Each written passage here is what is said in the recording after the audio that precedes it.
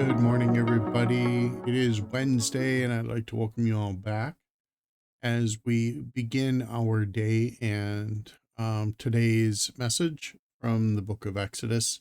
I'd like to remind us all as we open with a prayer to let's not forget the United States, as per the request of a former United States president.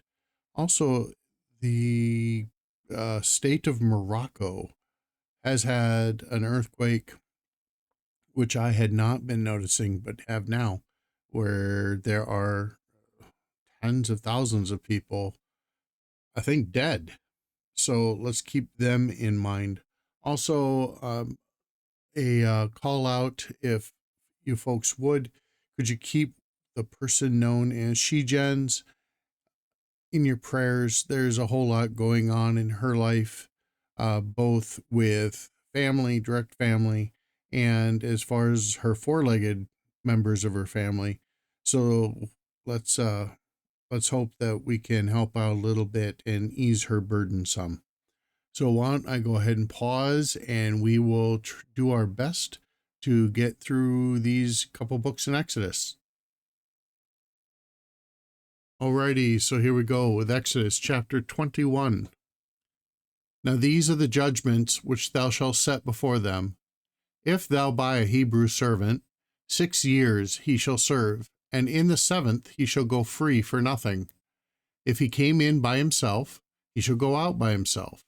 If he were married, then his wife shall go out with him. If his master have given him a wife, and she have borne him sons or daughters, the wife and her children shall be her master's, and he shall go out by himself. And if the servant shall plainly say, I love my master, my wife, and my children, I will not go out free, then his master shall bring him unto the judges. He shall also bring him to the door, or unto the door post, and his master shall bore his ear through with an awl, and he shall serve him forever. And if a man sell his daughter to be a maidservant, she shall not go out as the men servants do. If she please not her master, who hath betrothed her to himself, then shall he let her be redeemed. To sell her upon a strange nation he shall have no power, seeing he hath dealt deceitfully with her. And if he have betrothed her unto his son, he shall deal with her after the manner of daughters. And if he take him another wife, her food, her raiment, and her duty of marriage shall he not diminish. And if he do not these 3 unto her, then shall she go out free without money. He that smiteth a man, so that he die, shall surely be put to death. And if a man lie not in wait, but God deliver him into his hand, then I will appoint thee a place whither he shall flee. But if a man come presumptuously upon his neighbor to slay him with guile, thou shalt take him from mine altar, that he may die. And he that smiteth his father or his mother shall surely be put to death. And he that stealeth a man and selleth him, or if he be found in his hand, he shall surely be put to death. And he that curseth his father or his mother shall surely be put to death. And if men strive together, and one smite another with a stone or with his fist, and he die not, but keepeth his bed, if he rise again and walk abroad upon his staff, then he that smote him be quit. Only he shall pay for the loss of his time, and shall cause him to be thoroughly healed. And if a man smite his servant or his maid with a rod, and he die under his hand, he shall surely be punished. Notwithstanding, if he continue a day or 2, he shall not be punished, for he is his money. If men strive and hurt a woman with child, so that her fruit depart from her, and yet no mischief follow, he shall be surely punished, according as the woman's husband will lay upon him, and he shall pay as the judges determine. And if any mischief follow, then thou shalt give life for life, eye for eye, tooth for tooth, hand for hand, foot for foot, burning for burning, wound for wound, stripe for stripe. And if a man smiteth the eye of his servant, or the eye of his maid, that is perish, he shall let him go free for his eye's sake. And if he smite out his manservant's tooth, or his maidservant's tooth, he shall let him go free for his tooth's sake. If an ox gore a man or a woman, that they die, then the ox shall surely be stoned, and his flesh shall not be eaten. But the owner of the ox shall be quit.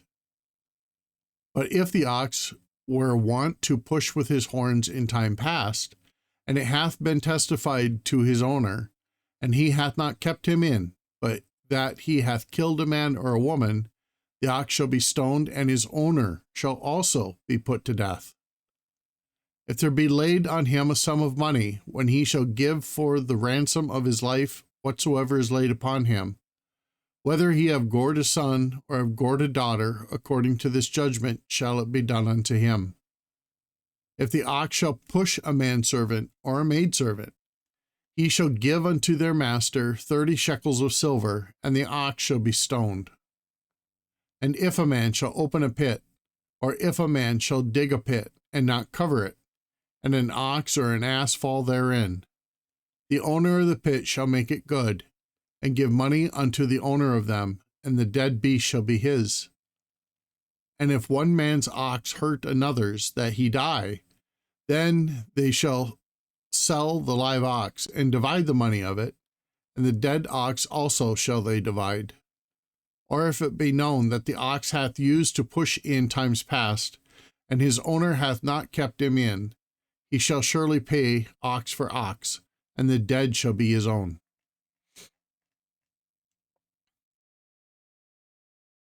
Chapter 22.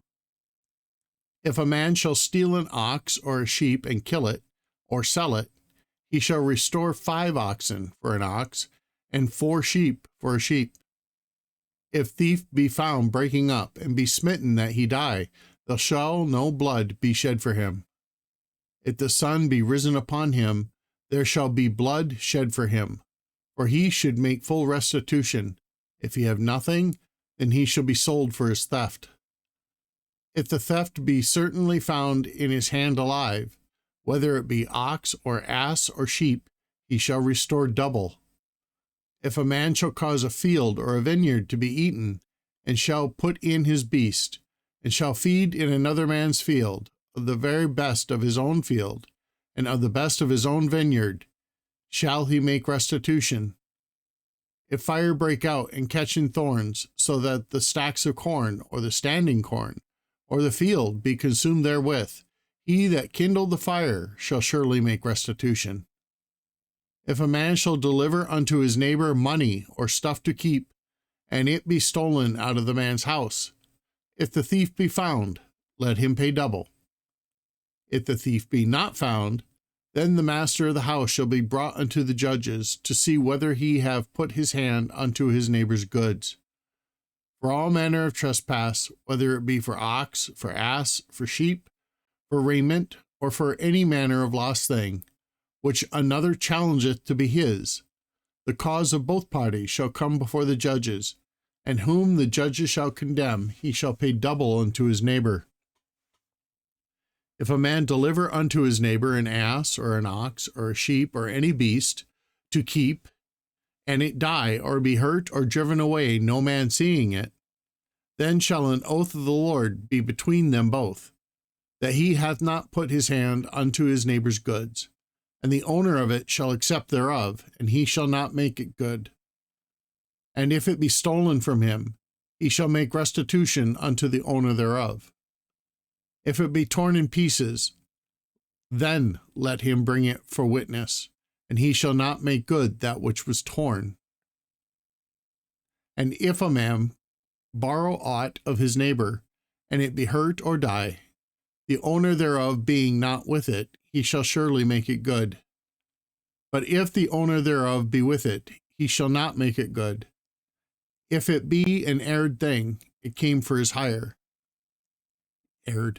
If it be an hired thing, it came for his hire. And if a man entice a maid that is not betrothed, and lie with her, he shall surely endow her to be his wife. If her father utterly refuse to give her unto him, he shall pay money according to the dowry of virgins. Thou shalt not suffer a witch to live. Whosoever lieth with a beast shall surely be put to death. He that sacrificeth unto any god, save unto the Lord only, he shall be utterly destroyed. Thou shalt neither vex a stranger, nor oppress him, for ye were strangers in the land of Egypt. Ye shall not afflict any widow or fatherless child. If thou afflict them in any wise, and they cry at all unto me, I will surely hear their cry, and my wrath shall wax hot, and I will kill you with the sword, and your wives shall be widows, and your children fatherless. If thou lend money to any of my people that is poor by thee, thou shalt not be to him as an usurer, neither shall any thou lay upon him usury. If thou at all take thy neighbor's raiment to pledge, thou shalt deliver it unto him by that sun goeth down. For it is his covering only, it is his raiment for his skin, wherein shall he sleep? And it came to pass, when he crieth unto me, that I will hear, for I am gracious. Thou shalt not revile the gods, nor curse the ruler of thy people. Thou shalt not delay to offer the first of thy ripe fruits, and of thy liquors, the firstborns of thy sons shalt thou give unto me. Likewise shalt thou do with the oxen, with thine oxen, and with thy sheep. 7 days it shall be with his dam. On the 8th day thou shalt give it to me. And ye shall be holy men unto me. Neither shall ye eat any flesh that is torn of beasts in the field. Ye shall cast it to the dogs.